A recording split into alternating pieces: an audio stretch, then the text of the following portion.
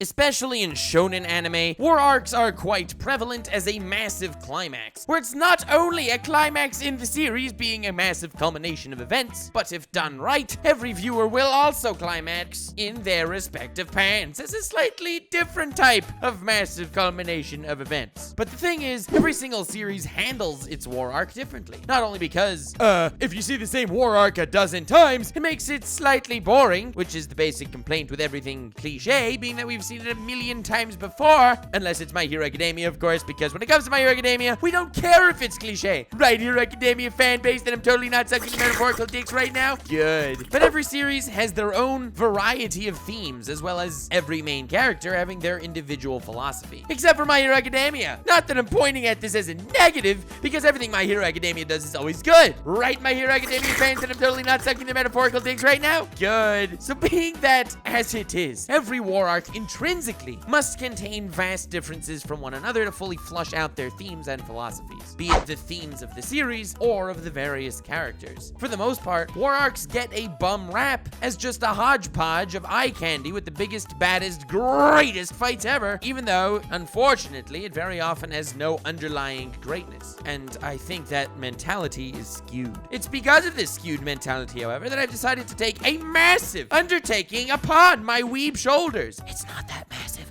I was just saying that for emphasis to make myself sound cooler, so let's go with it. And that is to start this very series. In this video, which is a bit of a prequel to the series, as well as discussing the general appeal of war arcs, we'll discuss the art of a war arc. And then since documentary series things are becoming rather liked on YouTube, I figured I would do one of my own. I'll still be uploading content in between, but a large portion of my upcoming focus will be on this war arc analysis series. I hope by doing this, AniTube community can look at war arcs slightly differently. I haven't worked out all the kinks in my plan yet, but it'll look like it's going to be a very kinky not in the kinky way, 6-part series focusing on various themes within war arcs and the various war arcs within anime, and then of course an honest description after that of all the war arcs in anime.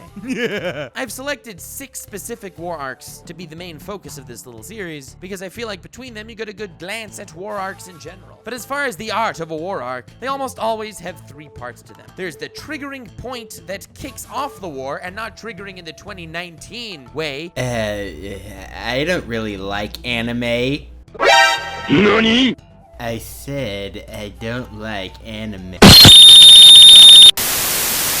Triggering in the old-fashioned way. There's the second part, which would be the battle stage, where most of the general fighting takes place, and the third part would be the climax, which is where you're supposed to get your panties wet. Hey, guys can wear panties too. Not that I do or anything, but I don't judge. And to get down to the basics, the trigger stage has to have a reasonable reason for happening. It can't just be, oh, let's make something epic happen so all the characters begin to fight each other. Yes! No, it has to kind of make sense with the flow of the story, but also our feelings have to be made up before the war begins. In order for a war arc to be a climax, which is what it's generally used for, it has to be the climax to something pre-existing. So the trigger stage has to be well integrated to the themes of the story, as well as the plot, but also we have to care, at least to some degree, about the goings-on. The middle stage, the stage that I personally find done either exceptionally well or relatively poorly, but very seldom in between, the battle stage, well, aside from the fact that this is where most of the fights are going down, if it's just superficial battles, well then we could watch that plethora of Chinese kung fu movies on Netflix and we'd be just as happy. The battle stage of the war arc has to be flashy and exciting with epic scenes that'll make us get even more excited for the climax. But at the same time, if the scenes are just contrived explosions that don't mean anything to the characters or story that we feel like we're a part of, well then it just ends up feeling a little bit empty. Not to point out specific examples because that's what this documentary series thing is for, but the general gist is it has to be more than just flashy fights. Flashy fights are a must to keep us visually entertained, but it also has to have some deeper tie into the plot or themes of either the series or the characters to make it genuinely move us. And as for the climax of every war, which ends up being the climax of a large build-up in the series, be it as the end of the series like we see in Naruto Shippuden, or be it the end of a major saga and the beginning of a new one like we see in One Piece, something cataclysmic has to happen to the plot. After a war arc, we do not want to return to status quo like we do at the end of so many other arcs and so many shonen. I believe that to be the main purpose, but again, it does not hurt to also tie into the themes of the series and characters. Now, if these three phases are done correctly, and the word correctly changes depending on the series we're discussing, as we will discuss in my series, but for the most part, if these three thingos are done correctly, you got yourself a freaking dope war arc. It's gonna be exciting, hype as hell, and every episode is guaranteed to end in a cliffhanger. I don't care what series it is, but I guarantee it. And quite frankly, if it doesn't end in a cliffhanger, that's just bad marketing, bro. But that is how it's all done correct, not the general appeal. I personally feel like the general appeal of war arcs is purely based on the individual. When I'm watching any series, especially an anime, which is in a fantastical world, such as a shonen, at least most shonen, I genuinely feel like I'm part of the world I'm watching. I've been watching Naruto since I was a kid, and I watched him since he was a kid, until he grew up till he was an adult kid. I'm not gonna give him the satisfaction of calling him a man, but you know what I mean. I feel like I am part of the themes of the show while I am watching it, be it Naruto, One Piece, or Fairy Tail, even though that last one basically killed my credibility. Not the point! Being that this is the climax of either a series or a saga, at this point you must be very much in tune with the world to make it this far, to the point that the main character's journey throughout this world, all the trials and tribulations, burdens, and boobies that he's passed along the way. They're your trials, tribulations, burdens, and boobies. Well, 2D boobies, but you get my drift. So something almost every war arc does, being that it's a massive climax, is so many more characters are brought in than the base group we're following throughout. To the point that in Naruto, every character we've ever met, be it alive or dead, manages to show up to the damn war. In One Piece, characters that we didn't know what they could do appear to this damn war. In Fairy Tail, all the bonds and friend schnizzle they made up along the way. Also, it all comes to light for this climax. If it's an ultimate climax, it's the culmination of everything in your journey until this point. And I say your journey because everyone's life is their own war arc. We all have our own climaxes in the metaphorical and sometimes physical sense. And that's when we too have to use all of our past experiences to muster ourselves forward and eventually fail. Or succeed. Hey, you never know. Every major event in our lives also has the trigger stage, whatever triggered the event, the battle stage, carrying out the event, and the climax, which is the decisive plot-altering moment in our lifetime. Now, I'm not saying that, oh, I relate to every war arc because every time I tie my shoes, damn, cleared that hurdle. Not exactly the point I'm trying to make. But being that becoming ingrained into a series that I love for what it is becomes part of my life, I feel like every war arc in every anime is a war arc I'm taking place in as well, even though I'm not helping all that much against an army of white Zetsus. I just love how every single one of those white Zetsus has their individual philosophies and psychologies. Very moving. Unlike every other arc, which is a small piece in the puzzle of the greater narrative, the war arc is the culmination of all that. It is a climax. A climax where every single adventure in the past has led up to, except for the filler one, which is why they suck. The friends that our main characters have made in the long past that we have long since forgotten. Well, we think that they've long since forgotten. We remember them. They were part of our childhood, and they're showing up now to fight. They're part of your past as well, and that's why a war arc's amazing. A war arc brings together all the adventures that you had with your main character and sticks them all in one place to fight it out. That's why it's disappointing when it's done wrong, and that's why it's so exhilarating when it's done right. You know, when you're watching two famous artists or YouTubers collab, and it's like the most exciting thing in the world that, oh my god, Elon Musk is on meme review? Yeah, it's that, except a million times cooler. Okay, I don't know about that, but at least just as cool, god damn it. War arc should be the culmination and being of every theme in the respective narrative. Everything that you like about a show can resurface and should resurface in said war arcs. And if they don't, well, that's an issue that unfortunately they have not tackled properly. Which is why in this 6-episode series, plus the honest descriptions at the end, because I'm an absolute mad lad, I will be dissecting the various themes and various features of various war arcs. And pardon me if I'm sounding a little excited, but I never undertook a project like this. Hell yeah, we're gonna kill it, fam! Like and subscribe. If you guys like how this turns out, well then, my plan is to do a documentary thingo on villain organizations in anime, or whatever else you let me know in the comments. But I'm so hyped to do this. I already planned out like a ton of the script, so no stopping me now. At least not completely. And don't worry, I'll still do my normal shenanigans. Honest descriptions coming soon. But pardon my eagerness, fanbase. Life is a war arc.